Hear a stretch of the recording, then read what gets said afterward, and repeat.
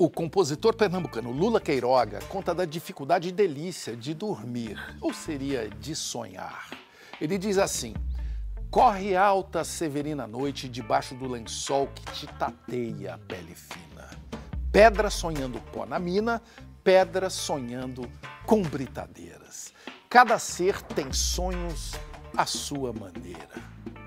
E você aí, você sonha, você dorme bem como uma pedra? Ou mal como as pedras da canção que sonham com britadeiras? Hoje eu vou conversar com um psiquiatra, especialista em sono, o Caio Bonadio. Bem-vindo, Dr. Caio. Obrigado pelo convite, é uma honra.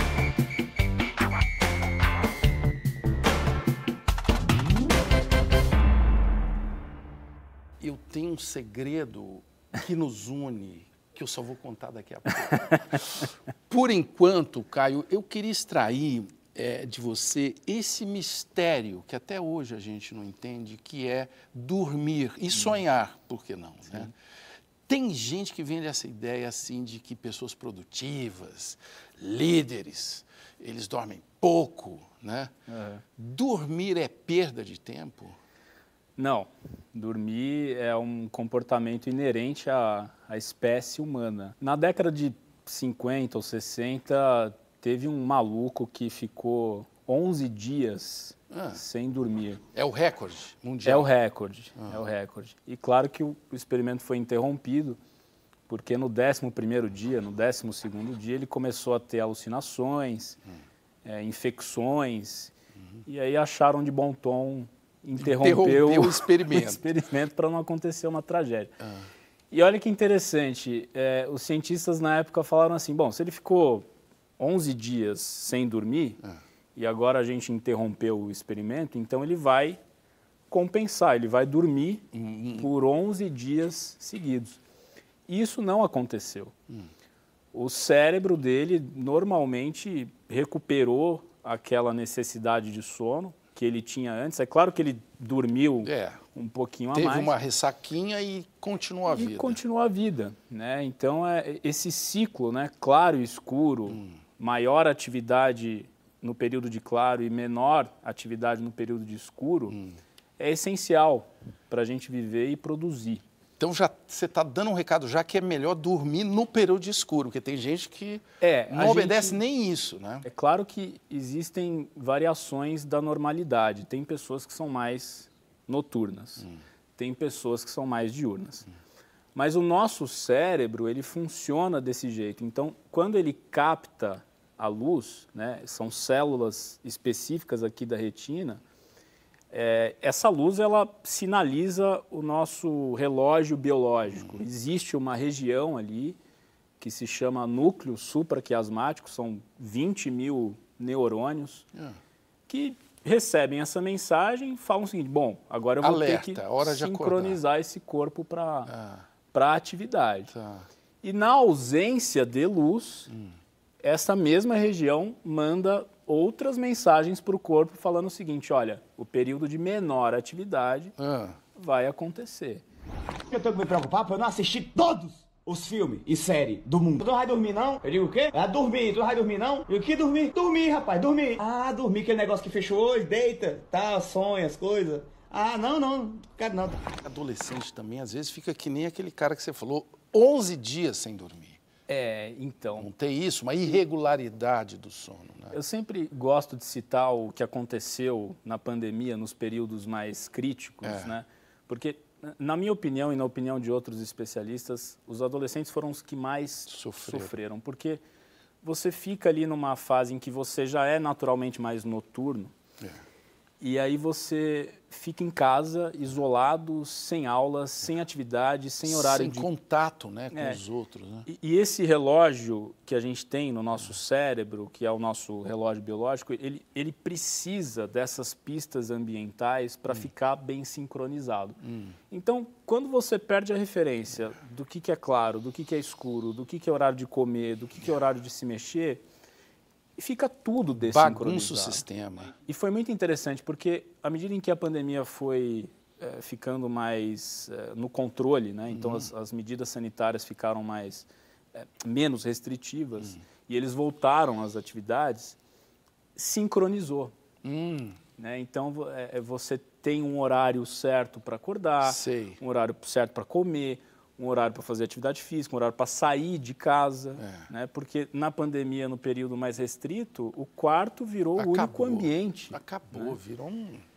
Virou uma bolha, literalmente, uma bolha Exatamente. de angústias para todos nós que tem o privilégio de ter um quarto. Exatamente. Galo cantou às 4 da manhã, céu azulou na linha do mar, laralaia. Vou embora deste mundo de ilusão, que me viu sorrir, não há de me ver chorar. Vou embora deste mundo de ilusão, que me viu sorrir, não há de me ver chorar. Então, o sono ele é dividido em 4 fases. Tá. Você tem o sono REM, Tá. que é o estágio R. Dos rápidos movimentos dos olhos. Isso, REM é uma sigla em inglês, né? Rapid Eye Movement, então movimento rápido dos olhos. E ele foi descrito assim porque ele foi descoberto assim, foi uma coisa super interessante. Sim. Que a pessoa estava acompanhando o exame à noite. Quem descobriu, um pesquisador E viu o olho do cara ali. É um pesquisador de Chicago que em 1953, 54, ele não estava dormindo porque ele estava acompanhando o exame de polissonografia e percebeu essa variação. que por debaixo dos olhos você tinha movimento. E o corpo ficava completamente imóvel, com exceção dos músculos da respiração e dos olhos. Então, nessa hora a gente sonha. Nessa hora a gente sonha. A maioria dos sonhos... E é um sono leve nessa hora. É um sono que é mais fácil você acordar a pessoa. Então, quando a pessoa está no sono REM, você dá um cutucão ou fala alguma coisa, você rapidamente acorda e está orientado. E aí você tem as outras fases do sono, que são os 3 estágios do sono não REM. Você tem o estágio N1, o N2 e o N3. Parece que eu estou ouvindo as pessoas em casa, assim, preocupadas. Com essa... Eu tenho a impressão ainda mais à noite. Né? Ainda mais agora. Caramba, será que eu vou conseguir dormir depois desse papo? Eu tenho a impressão que as pessoas estão dormindo um pouco. Confere isso? Olha, é um pouco controverso. Ou estão dormindo com uma baixa qualidade? O que acontece, eu acho que assim, as pessoas estão olhando com mais atenção para o sono. Né? Em muitos momentos isso vira uma espécie de uma obsessão. Né? Porque hoje você tem... tudo ligado. Tudo ligado e aquilo vira uma... Tem até um nome, né? Ortossonia, que é a obsessão pelo sono perfeito. Então, as pessoas ficam assim, que viram nerds do sono, e acaba atrapalhando. Atrapalha. Ela fica ansiosa. Porque vira uma obsessão. Então o relógio fala, você não teve sono REM. Nossa, aquilo aí virou um inferno para a pessoa.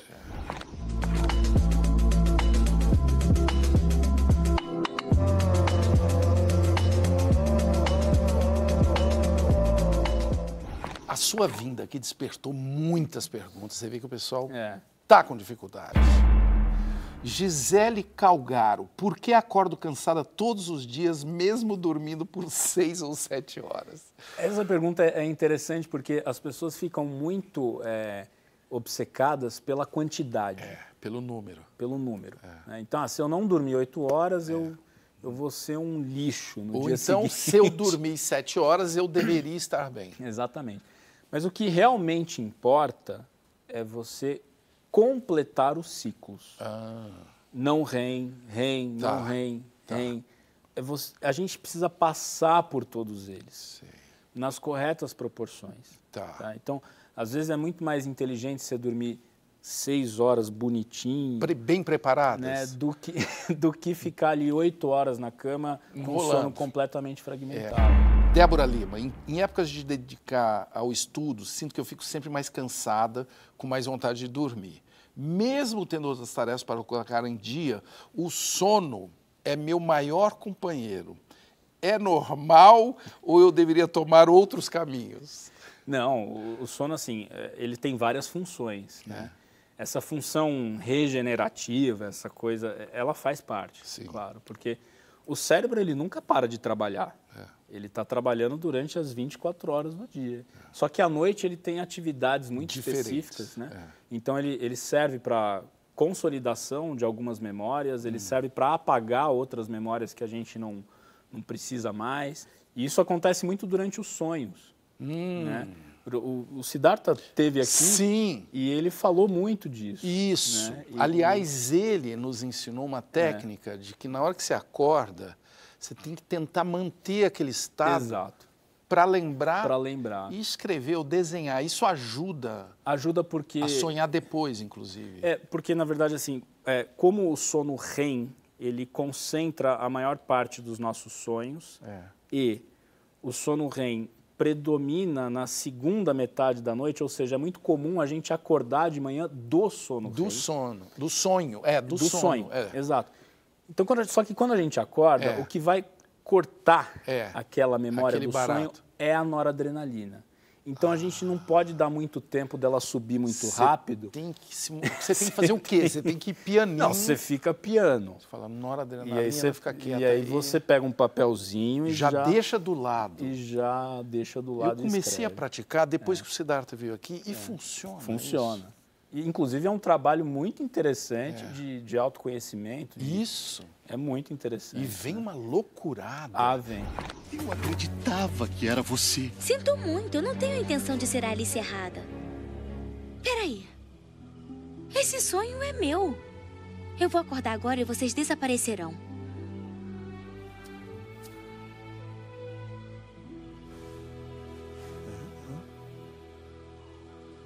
Estranho.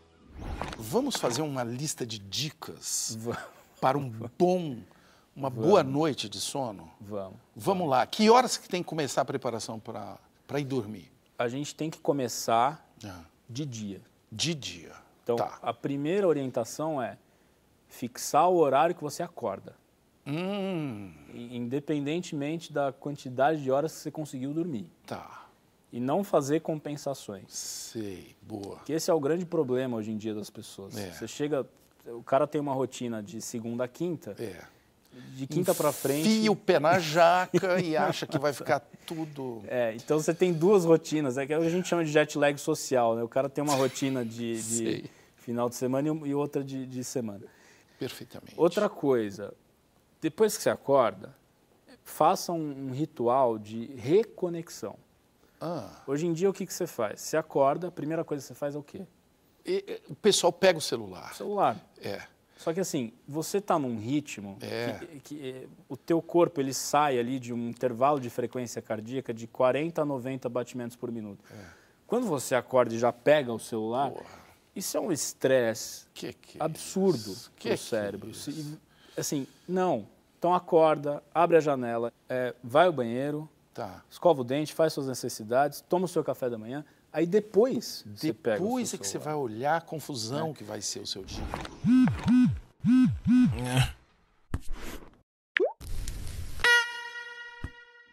O que isso provoca para o resto do dia? Você já fica num estado de hiperalerta que começa muito cedo. Horários regulares de refeições, porque a refeição... ela regula esse relógio biológico. É um dos... Ou seja, comer interfere no sono. Interfere. O que você comeu no almoço. Interfere.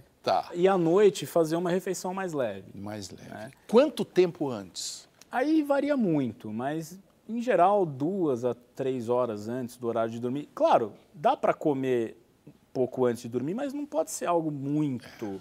calórico, porque o teu corpo, o sono é um grande jejum. Então não dá para você ir contra essa fisiologia, entendeu? Aí, chegando em casa do trabalho, você tem que fazer o inverso do que você fez de manhã, que é um ritual de desconexão. Né? Então, aos poucos, você vai se desligando do seu celular, do seu computador, dos seus problemas, dos seus pepinos. Meu Deus, né? Olha aí, pessoal. Se você tem muita... o que tira muitas pessoas do sério hoje em dia é ir para a cama com um problema na cabeça. Então, senta numa mesinha e escreve. Isso. Tira. Para o dia seguinte. Pro dia seguinte. E o celular, ele fica onde? Idealmente fora do teu quarto. Fora do quarto. Porque esse negócio de usar de despertador... A simples presença do celular...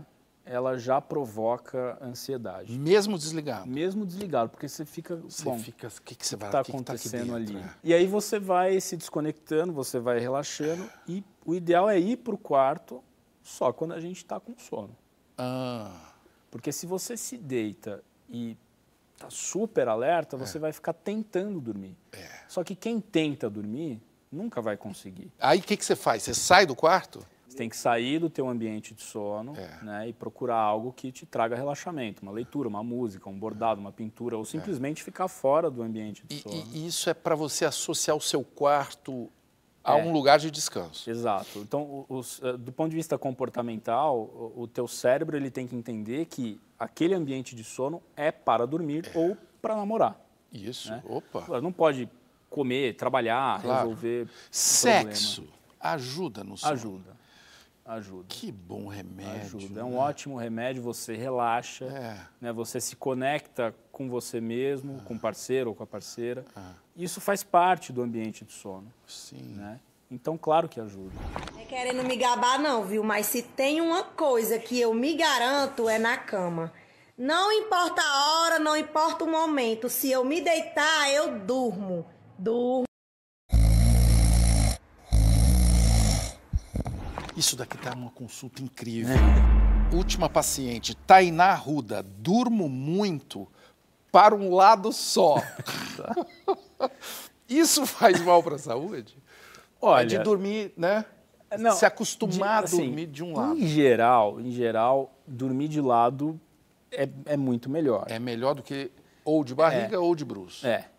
Porque assim, de bruços, assim, os ortopedistas não gostam muito por conta da cervical. Tá. Né?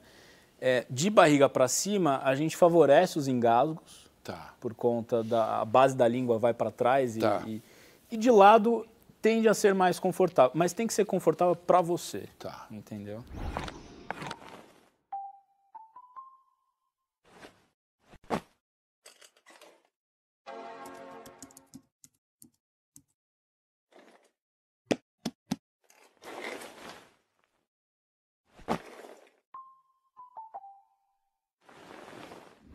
A apneia é uma coisa que eu descobri por sua causa. É engraçado, eu nunca acreditei nisso.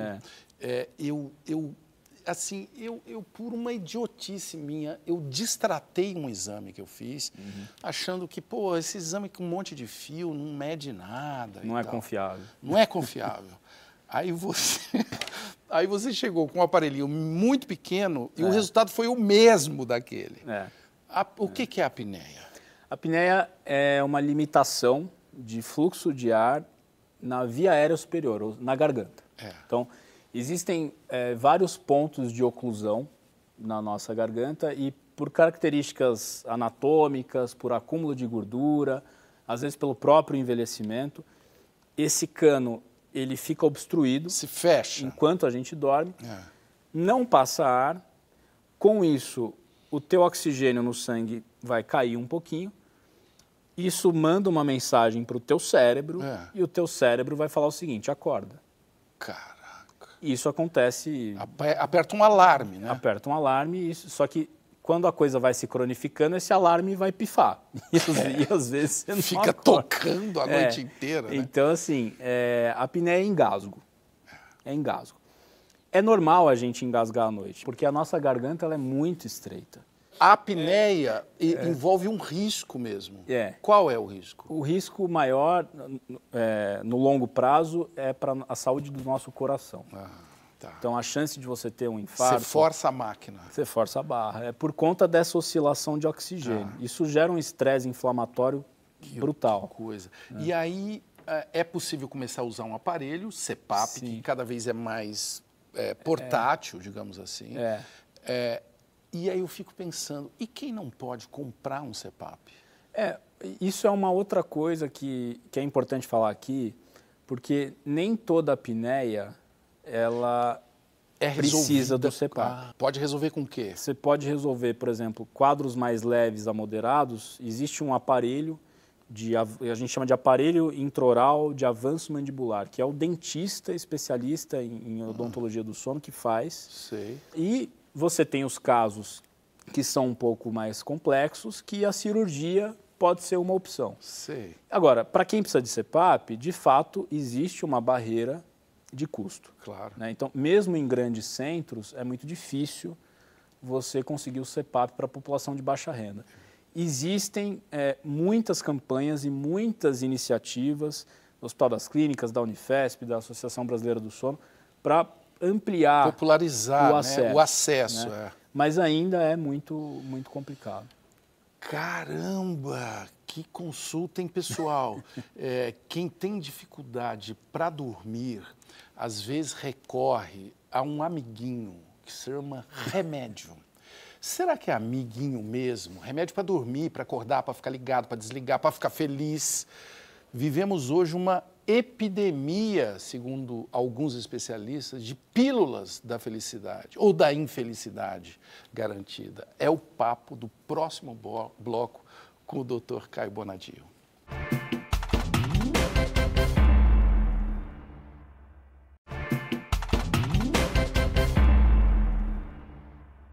Hipócrates, o pai da medicina no Ocidente, dizia que para os males extremos são eficazes os remédios intensos. Olhando em volta, parece que vivemos uma época de males extremos. Tudo é intenso, até os remédios. Os tarja preta. O Caio Bonadio, médico psiquiatra, está aqui falando de higiene do sono e agora do efeito da multiplicação de modos artificiais para o bem-estar da mente. Caio, o pessoal anda exagerando nos chamados calmantes? Olha, esse é um problema antigo, porque a sociedade tem exagerado já há algum tempo. Há muitos anos. Né? A história dos remédios para dormir, ela é milenar. Né? Primeiro foi o álcool. Isso. Mas vamos jogar aqui para mais próximo da gente. Então você tinha, década de 30, de 40, você tinha os barbitúricos.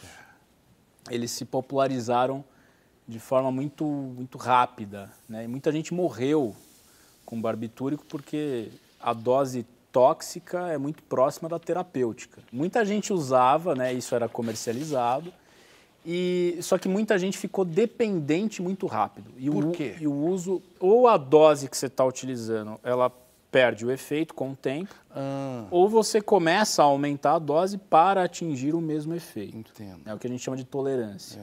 E aí a indústria falou assim, bom, a gente precisa achar um negócio mais seguro. E aí veio o benzodiazepínico, os benzodiazepínicos, né? O diazepam, o clonazepam. Que é isso? Isso mexe com o quê? Essas substâncias induziam sono. Você tem essa sensação que apaguei. Apaga. Então, na época, foram as substâncias mais prescritas no mundo. Então, para você ter uma ideia, na década de 70, o diazepam, ele teve um ano lá que ele vendeu mais de 2 bilhões de comprimidos. Só que, em paralelo, você começa a observar pessoas que aumentavam a dose. Sei. Por conta delas? Por conta delas ou por prescrição. Tá. Né? Porque, bom, está perdendo efeito, o que você faz? Aumenta a dose. E aí começaram a surgir casos de dependência. Uns mais graves, outros mais leves. Sei. Começou a dar problema. Tá. Muita gente começou a exagerar. Tá. Aí a indústria veio e falou assim, a gente tem que achar outro remédio. Tá. Então, mais eficiente. Pesquisa. E aí, em 88, o ano que eu nasci, veio o Zolpidem. Zolpidem. Né? Tá na moda falar do Zolpidem. O Zolpidem foi uma grande promessa na época, porque da mesma forma que os benzodiazepínicos, os pesquisadores falaram assim, nossa, a gente achou um remédio que é mais seletivo, que não dá tanto efeito colateral, só que na prática, quando você começa a aumentar essa dose, ele funciona como um benzodiazepínico. De fato, ele é um pouco mais seletivo, só que na prática a gente vê que não é bem assim.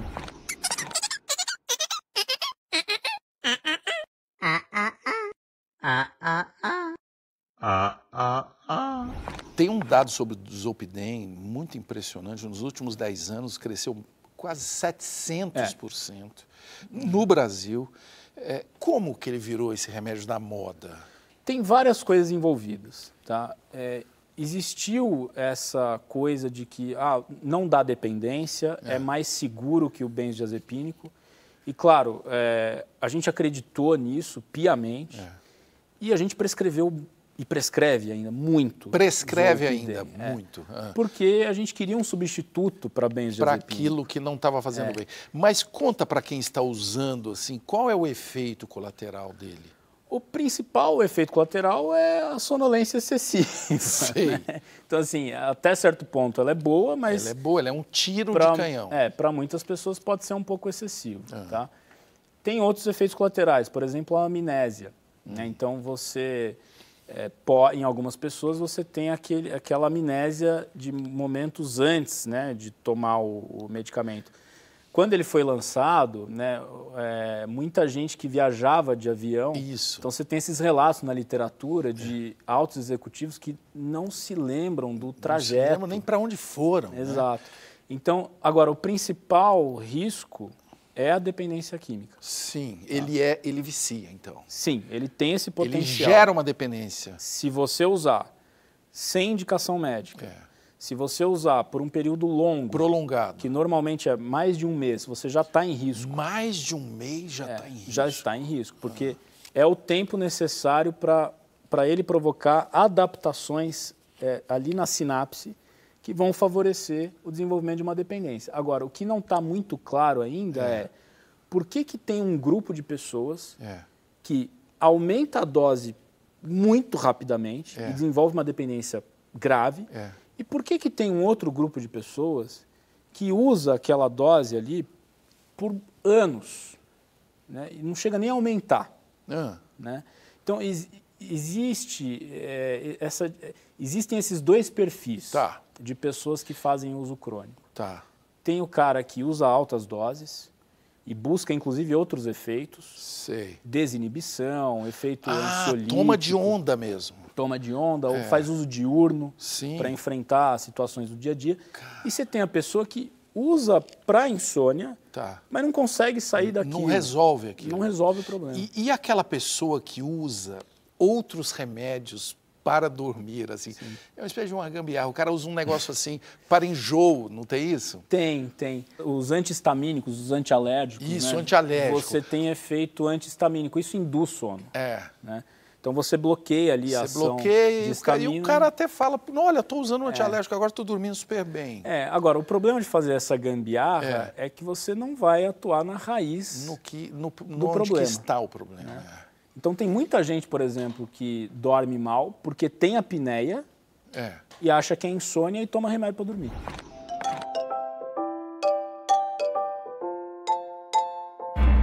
Tem consulta para você. Letícia Porto, quais são os riscos de tomar medicamentos para dormir por muito tempo? É o que a gente está falando. Aí ela completa, a melatonina, esse é um nome também, né, que está aí, ajuda a melhorar o sono? A melatonina é um hormônio que nós produzimos naturalmente. Então, lá na glândula pineal, que é uma ervilhinha que a gente tem no meio do cérebro, quando existe ausência de luz, a produção de melatonina começa a acontecer. Ela começa bem lenta, aí lá no meio da madrugada faz um pico e ela volta a cair de novo quando o sol nasce. Melatonina para insônia, melatonina sintética, ela não é indicada. Melatonina é usada em situações muito específicas. Né? Quais? Por exemplo, em algumas pessoas que têm transtorno do espectro autista, você pode usar melatonina porque essas pessoas têm alterações circadianas, né? Alterações de produção, de ritmo. Diferentes de uma pessoa que não é necessariamente uma insônia, você entendeu? Entendi. Outra situação, idosos com doenças neurodegenerativas, né? Demências, você pode usar melatonina. Mulheres na menopausa, enfim. E para além do sono, ela tem diversas outras funções, né, que a gente está descobrindo muita coisa ainda, mas para insônia não está indicado. Qual que é o grande problema? O cara vai para os Estados Unidos e traz 1 quilo de melatonina. Não, para ele e para toda a família. Para todo mundo. Traz para mim. E só traz que, assim, eu quero de 10 gramas. Né? Esse negócio da dose também. Para você ter uma ideia... 0,20 miligramas de melatonina sintética é o suficiente para a gente atingir a melatonina que a gente precisa no sangue. Só isso? Só isso. Só que a pessoa pega 10, 20, 30, 40 miligramas e o problema da automedicação não é o efeito colateral da melatonina. A meu ver, o maior problema da automedicação é você atrasar um diagnóstico. Sei. Você Então, fica mascarando, Você né? faz tratamento por conta própria, mas no final das contas você não sabe o que você tem. Né? E como a gente gosta de fazer isso no Adora, Brasil, né? a gente adora. Eu preciso dormir. Insônia, Maite.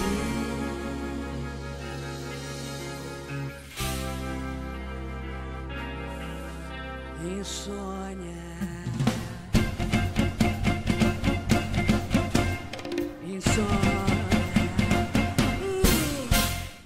Tem muito médico tomando remédio? Tem. Eu Mais fiz do que essa a gente pergunta- gostaria. É mesmo? É. Médico toma remédio? Toma. E assim, acho que a gente tem que falar abertamente Tem sobre mesmo. isso. Né? Porque... Eu achava que era só anestesista, porque todo anestesista que eu Não. conhecia era doidão, Não. né? Porque ele tem acesso a coisas incríveis, né? Não, hoje Mas em não dia- é só ele, né? Não, nós fazemos parte de uma classe que tem maior risco para depressão, para ansiedade, para uso de E é bom fazer substância. justiça, uma classe que está sob pressão no momento que a Exato. saúde mental Dá para dizer que é quase uma epidemia? Eu acho que dá para dizer sim. É. Dá para dizer sim. O problema é que nós temos um defeito. É. Médico demora para procurar ajuda. Ah, Eu fui um médico doente. Eu tive depressão, eu tive insônia, eu fiz uso abusivo de álcool. o que fez você encarar isso? Olha, muitas coisas. Eu fui, primeiro, estudar sono, eu acho que ajudou. Se a gente olhar para a nossa saúde com essa lente do sono, sabe? Arrumar a tua noite para arrumar o teu dia. Sim.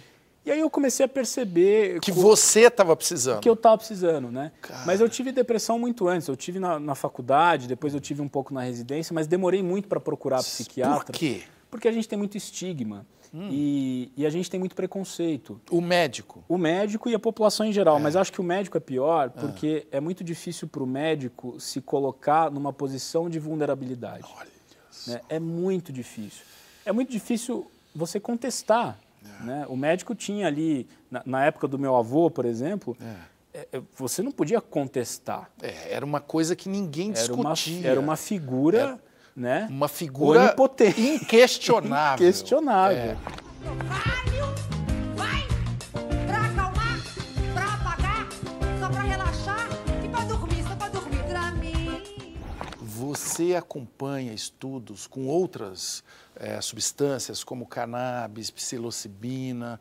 Não é muito a minha área de atuação, eu não sou prescritor de canabidiol, não tenho um conhecimento de medicina canabidoide, mas os estudos que a gente tem hoje não justificam assim, você escolher o canabidiol como primeira escolha de tratamento de insônia.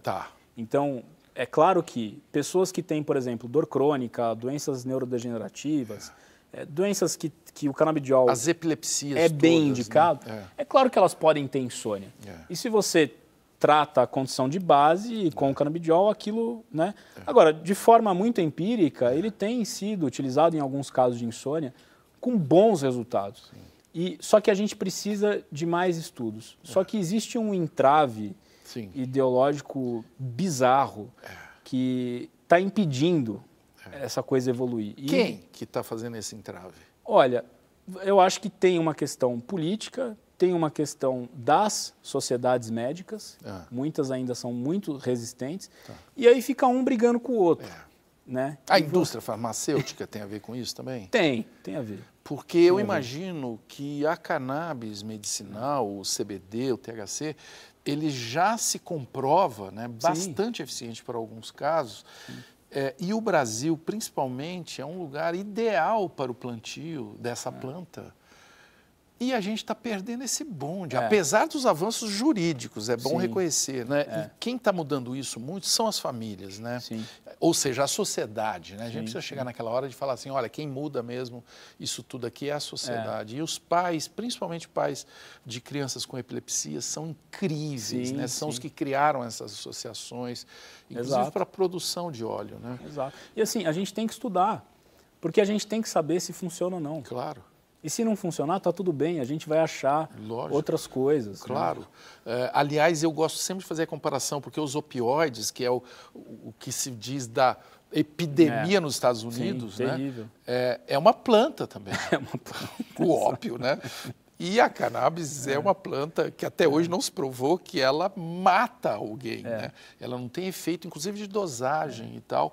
E ela é vista como um demônio por algumas pessoas, né? Por quê?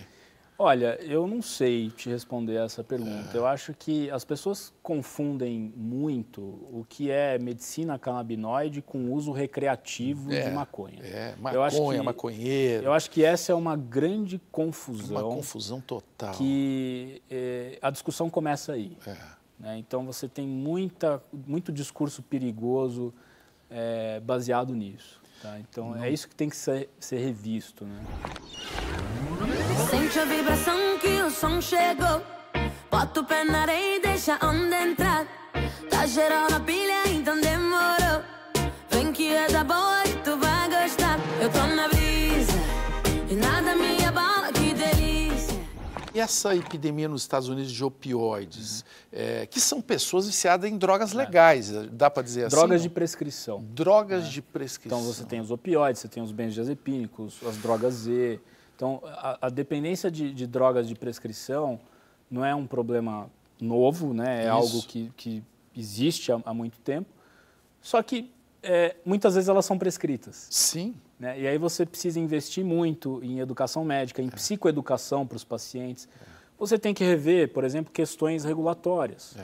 Por exemplo, por que o Zolpidem até hoje não tem um controle maior de receita como os benzodiazepínicos? Isso. Qualquer pessoa, às vezes, pega uma receita... Então, assim, esse é um problema que existe com os benzodiazepínicos até hoje. Então, é muito fácil, muito simples você conseguir uma receita, infelizmente, porque não tem fiscalização suficiente. Né? Se tornou algo banalizado. E a questão regulatória, ela precisa ser revista. Claro. Porque esse negócio... a tarja preta. O que é a tarja preta? É uma questão regulatória, porque são substâncias que têm um potencial de abuso de dependência. Isso. O Zolpidem tem um potencial de abuso de dependência. Então, a gente tem que rever essa questão regulatória. Sim. Porque a questão regulatória é uma parte que alimenta esse processo de uso indevido. Sim, onde parece que está tudo bem. Exatamente. Né? Eu tenho a receita, dá aquela segurança. Exato. Né?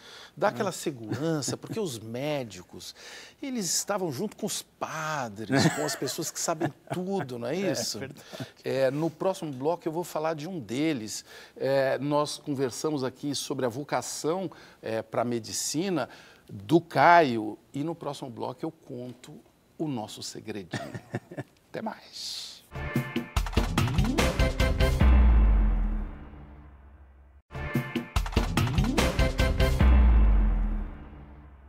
Figura comum na Idade Média, o cardeal sobrinho era um religioso promovido a cardeal pelo simples fato de ser sobrinho do Papa.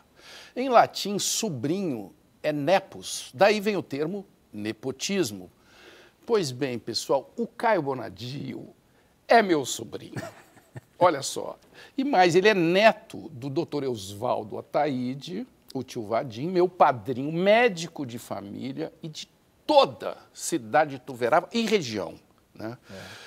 O lugar que a gente nasceu. Só que o Caio está aqui porque, vocês percebem, o cara atingiu uma excelência na sua profissão, está aí se desenvolvendo, ele dá entrevista na TV, podcast, Fantástico, Jornal Nacional, redes sociais. Será que mesmo assim, Caio, eles vão me acusar de nepotismo, de trazer aqui? Não? O que você acha? Olha, eu acho que sim. Sempre tem. Claro, né? Sempre claro. tem. Né? E eles têm razão, porque olha só, eu vou mostrar a foto da família. Olha aí. Olha o tamanho da família Ataíde aí na tela. É isso mesmo que vocês estão vendo. Isso daí é um encontro assim, é uma rave. Frugal. É uma rave. Uma rave de Natal. É uma rave de Natal. Na piscina da Dona Maria. Minha madrinha, mulher do saudoso tio Vadinho, que é o filho mais velho de João Ataíde, o nosso avô. Ele foi a sua inspiração na medicina? Você sabe que não? É uma coisa que muita gente... Eu nunca te perguntei isso. Não, então, muita gente me pergunta. Eu acho que você nunca me perguntou mesmo.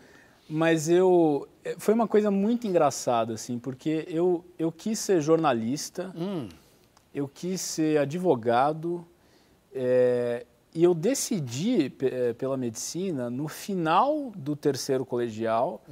E aí tinha uma colega minha, que a família inteira era médica, falou, vamos passar uns dias lá comigo no hospital.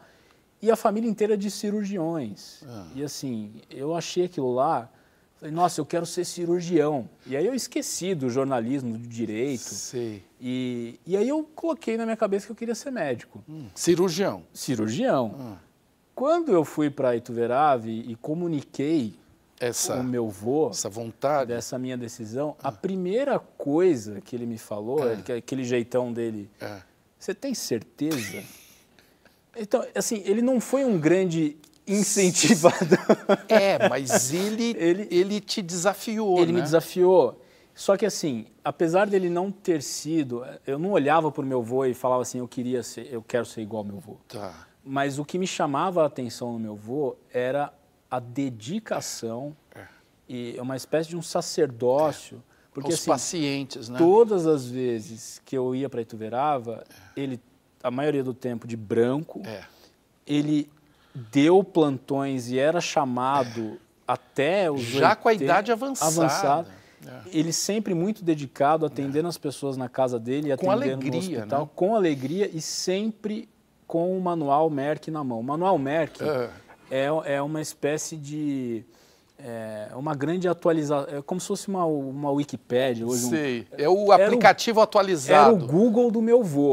Sei. Então, meu vô, ele comprava o manual Merck e a atualização terapêutica todo ano. Todo ano. Ele estava sempre... E ele sempre estava estudando. E aquilo sempre me chamou a atenção, porque meu vô era um grande curioso.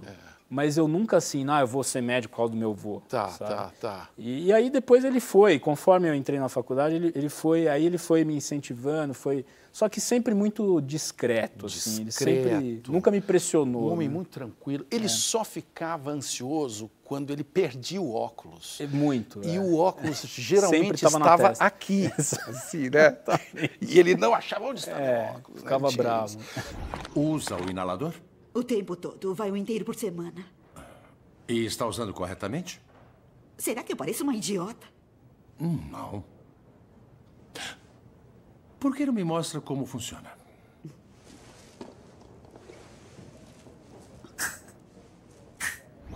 Eu quero falar dos seus pais.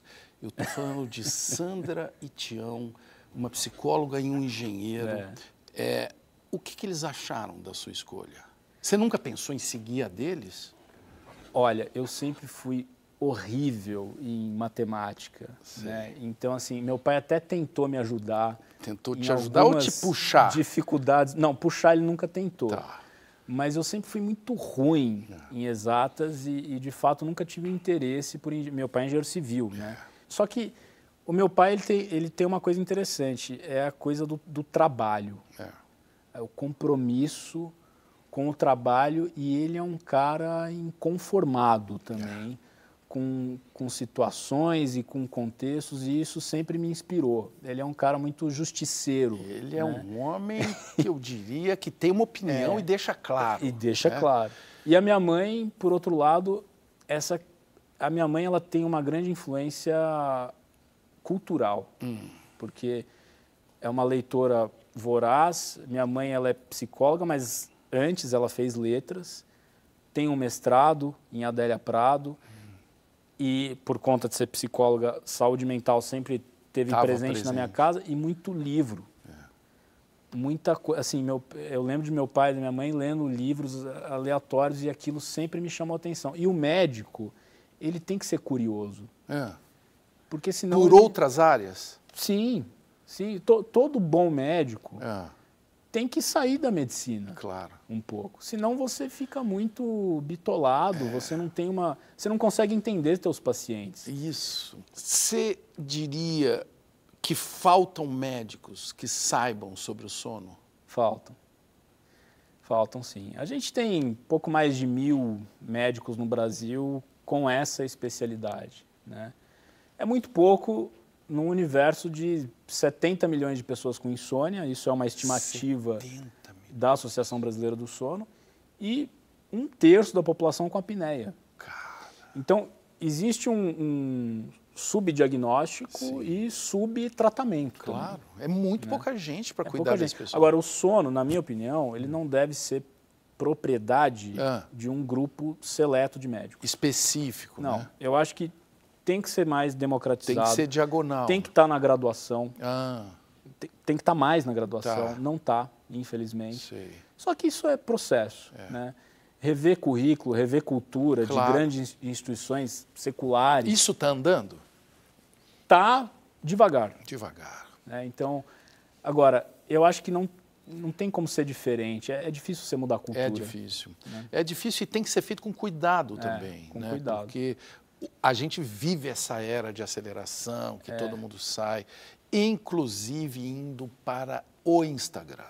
Os médicos enlouqueceram com o Instagram. Não sei se você concorda, mas Concordo. tem muito médico que eu acho que fica mais atrás do like do que do paciente. Você não acha? Tem vários jeitos de você trabalhar, né, Tassi? O Instagram, ele é uma ferramenta que ajuda na construção do seu negócio, porque a nossa carreira, o nosso consultório é um negócio. Claro.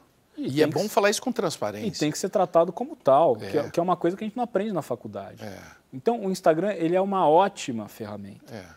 Só que a internet, ela é um ambiente aberto. Né? E sem moderação, né? Tem que as gente pessoas que fazem busca. Exato. Como eu posso dormir? Então, tem gente que faz bom uso da internet e tem gente que faz um uso que não vai ajudar as pessoas. Mas né? os médicos estão exagerando nessa dose, já que a gente está falando de dose? Eu acho que sim. Está um pouco, né? Eu acho que sim, e eu me incluo nessa. Nós somos filhos do nosso tempo, não dá para a gente negar isso. Então, tem muita coisa que eu olho para trás, eu falo, putz, isso aí eu poderia ter feito diferente. Sei. E a gente vai ajustando a comunicação. Ajustando a dose, exatamente. Exatamente. Então, e dá para fazer bom uso da internet. Claro.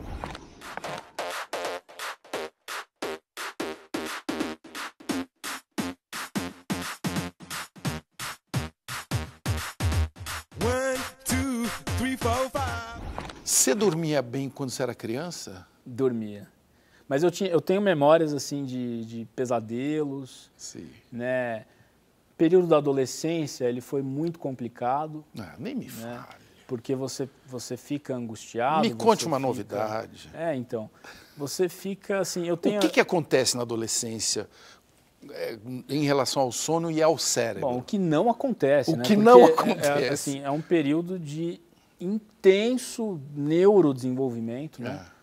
O cérebro aumenta, diminui, ele vai fazendo as podas ali. Então, é um período de muita descoberta, de angústia, de incerteza. Você não sabe se você vai para um lado, se você vai para o outro, se você escolhe tal matéria, se você... Então, assim, por exemplo, assim, eu olho para trás, eu falo, cara, eu decidi minha faculdade muito cedo. Sei. Eu entrei na faculdade com 18 para 19. É muito cedo mesmo. Muito cedo. Para um curso que dura 6 anos, depois você tem que fazer 2, pelo menos, de residência, depois mais não sei o que e tal. Então, é muita responsabilidade muito cedo. É uma carga, né? É muita carga. É muita carga. E nessa fase que você está ali, né, cheio de conexões e... Você não pensa nisso. E de excessos, né? Você come muito, você dorme muito, aí você sai bebe muito, aí você vai na faculdade, é muito excesso. Chuta o balde. Te enfiam numa sala de cursinho, 150 pessoas assim, completamente angustiadas, luz de LED o tempo inteiro, gritaria, piada, não sei o quê. Eu olho para trás e falo, cara, que loucura. Coisa doida. É uma doideira. Eu me sinto sobrevivente também. Eu acho que todos, né? É legal falar isso porque muitas vezes os adolescentes sofrem bullying, né? Sim. Por serem adolescentes e não se percebe o sofrimento mental. A saúde mental, ela faz parte de todas as faixas etárias, ela tem que ser olhada com muito cuidado para todo mundo, né?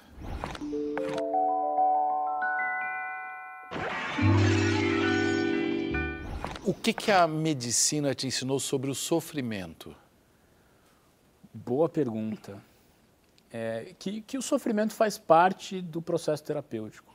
Hoje a gente vive num mundo em que é errado sofrer. Evita-se, né? Você não pode sofrer. Então, se eu não conseguir fazer o meu milagre da manhã, se eu não fizer parte do 5 AM Club, eu não posso falhar, Então, assim, Só que as pessoas estão se esquecendo de que sofrer faz parte. Faz parte do processo terapêutico. Né? E às vezes a gente tem que explicar isso para os pacientes, porque as pessoas ficam frustradas quando, por exemplo, elas têm recaídas, né? As pessoas ficam frustradas quando elas falham com o parceiro ou parceira, ou a mãe, o pai, a avó. Então, assim, gente, calma, né? Faz parte falhar. Então, a medicina me ensinou isso. Só que ela demorou, porque a gente não aprende isso na faculdade. Na faculdade, a gente aprende a ser resolutivo. Então, você tem um problema A, então você vai ter uma solução para esse problema infalível. A. Infalível. Né? Que coisa, hein? Então, falta isso na graduação. Uma pessoa que não sofre é um fenômeno. Eu acho que tem que ser observado. Por quê? Né? Porque nós todos temos motivo de sofrimento, que é a finitude da vida, a nossa precariedade, nós envelhecemos, adoecemos, morremos, temos amor, temos ódio, esperança, temos desconfortos físicos, desconfortos morais, né? Filosóficos. Então, tudo isso é sofrimento. Eu acho que é uma das coisas mais importantes na vida de uma pessoa é encarar o sofrimento. Nós estamos num momento que está todo mundo, eu espero, se preparando para o sono, né?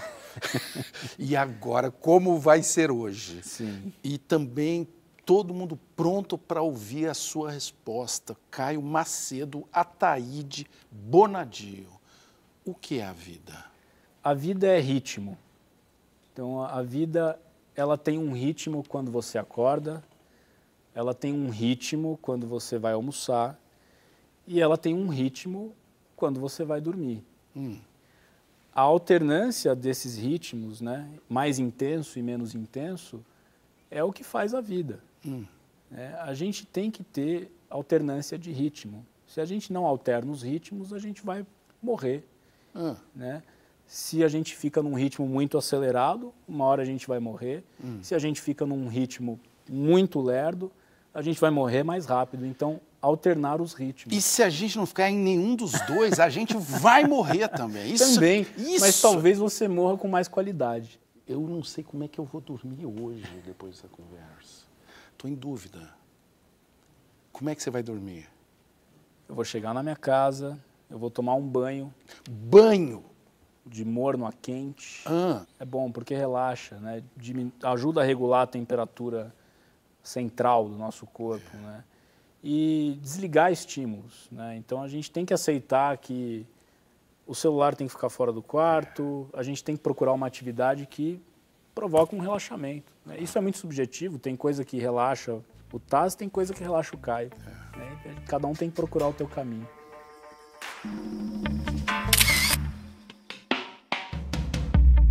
E o casamento, hein? O casamento... Quando você vai parar de enrolar essa moça? Não, eu já casei. Já casei. Mas como assim? Não. Vou ter que desmentir aqui você logo no final do programa. Já casei. Estou bem casado, junto, muito feliz. Ele enganou. E amando a doutora Rebeca. A ginecologista mais linda deste país. Casou mesmo? Casei, tá aqui, ó. Tá aqui a prova. Olha aqui, deixa eu ver. Mas eu acho que ainda vai precisar de mais. Obrigado, doutor. Obrigado, valeu. Bom sonho, pessoal, bons sonhos aí. Vamos desligando agora. Desligando, desconectando. Quem dorme mais tarde tem outros programas, quem dorme mais cedo, é aquilo que a gente... Cada um com o seu ritmo.